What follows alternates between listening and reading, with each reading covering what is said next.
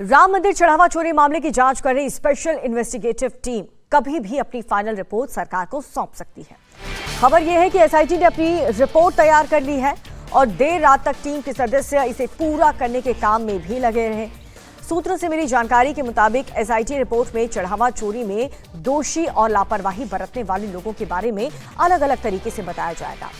सूत्रों के मुताबिक एसआईटी की फाइंडिंग में यह भी पता चला है कि बैंक के साथ जो मंदिर ट्रस्ट का एमओयू हुआ था उसकी प्रक्रिया का पालन हुआ ही नहीं, इसी वजह से चोरी हुई है। एसआईटी की अंतिम रिपोर्ट में यह भी बताया गया है कि ट्रस्ट की बदनामी को देखते हुए इस पूरे मामले को दबाने की कोशिश की गई और चोरी की जानकारी होने के बावजूद भी ट्रस्ट ने कोई कार्रवाई नहीं की। एसआईटी की रिपोर्ट में टिन्नू यादव के ऊपर जरूरत से ज्यादा भरोसा जताने को लेकर के भी सवाल उठे हैं। इसी अति भरोसे की वजह से चोरी की रकम दूसरे आरोपियों के साथ साथ टिन्नू के पास से भी बरामद हुई है। अब सबको इस अंतिम रिपोर्ट का इंतजार है, जिसके बाद बड़े एक्शन देखने को मिल सकते हैं।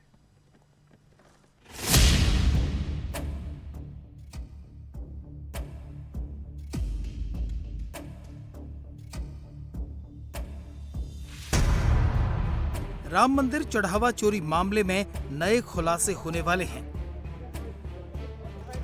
चढ़ावा चोरी केस में नए किरदार सामने आ सकते हैं। चोरी की साजिश की नई परतें खुल सकती हैं। चढ़ावा चोरी की जांच के लिए बनी एसआईटी अब किसी भी वक्त अपनी फाइनल रिपोर्ट यूपी सरकार को सौंप सकती है। एसआईटी को जांच पूरी करने के लिए दिया गया अतिरिक्त 15 दिनों का समय बुधवार को समाप्त हो चुका है। टीम का कार्यकाल आगे नहीं बढ़ाया गया है, इसलिए एसआईटी अगले कुछ घंटों में अपनी फाइनल रिपोर्ट सरकार को सौंप सकती है। इस रिपोर्ट में चढ़ावा चोरी से जुड़े फैक्ट्स, जिम्मेदार लोगों की भूमिका और सिस्टम को लेकर बड़े खुलासे हो सकते हैं। रिपोर्ट मिलने के बाद सरकार उसकी समीक्षा करेगी और फिर प्रशासनिक या कानूनी कार्रवाई को लेकर फैसला किया जाएगा। दूसरी तरफ अयोध्या पुलिस की जांच जारी है। सुभाष श्रीवास्तव और रमाशंकर मिश्रा से 1 दिन की रिमांड में पूछताछ के बाद दोनों को वापस जेल भेज दिया गया।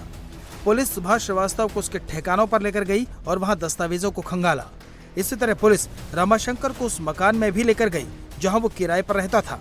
पुलिस ने इस मकान को सील करके सीसीटीवी की डीवीआर अपने कब्जे में ले ली है।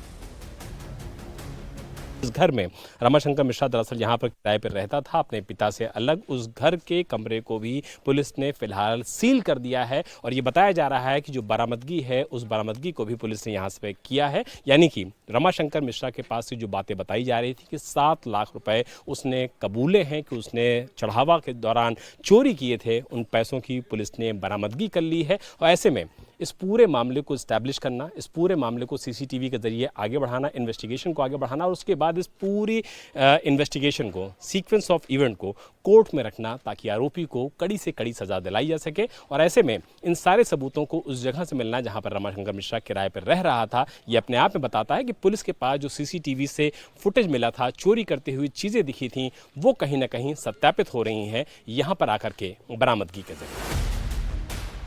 पुलिस ने रमाशंकर मिश्रा का उसके पिता से भी आमना सामना करवाया। पिता के मुताबिक रमाशंकर अपनी हरकत पर शर्मिंदा था, उसका सिर झुका हुआ था और मुंह से शब्द नहीं निकल रहे थे। तो कुछ बोले नहीं। 7 लाख रुपए की बात आ रही कि रमाशंकर के पास 7 लाख रुपए की चोरी किया है तो किया तो हाँ बताएं कि मैं लालच आ गया और कोई बस मुड़ी हलाई। मतलब प्रायश्चित में उसने कहा कि लालच आ गया तो मन में इसलिए चोरी कर लिया। हाँ बाकी कुछ कहीं नहीं कुछ। आप लोग चाहेंगे कि उसकी पैरवी किया जाए, उसको मामले में कुछ लीगल मदद किया जाए, छुड़ाने की एक बार कोशिश किया जाए? अब सब लोग छुट्टी हैं तो उन्होंने जो हनुमान जी चाहिए तो छोड़े हैं और हमें चाहिए तो उतना पैसा है ही नहीं जो हम लगा के यहाँ छोड़ा। अब टिन्नू यादव और उसके भतीजे मनीष यादव की बारी है, लेकिन उससे पहले राम मंदिर के अंदर सिस्टम में बड़ा बदलाव शुरू हो गया है। चढ़ावे की निगरानी की जा रही है। सभी काउंटिंग स्टाफ को नया ड्रेस दे दिया गया है।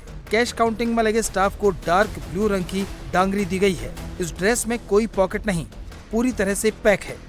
टेबल की जगह जमीन पर बैठकर काउंटिंग की जा रही है। एसआईएस सिक्योरिटी के 5 लोग निगरानी कर रहे हैं। काउंटिंग के दौरान 2 पुलिसकर्मी की भी तैनाती कर दी गई है।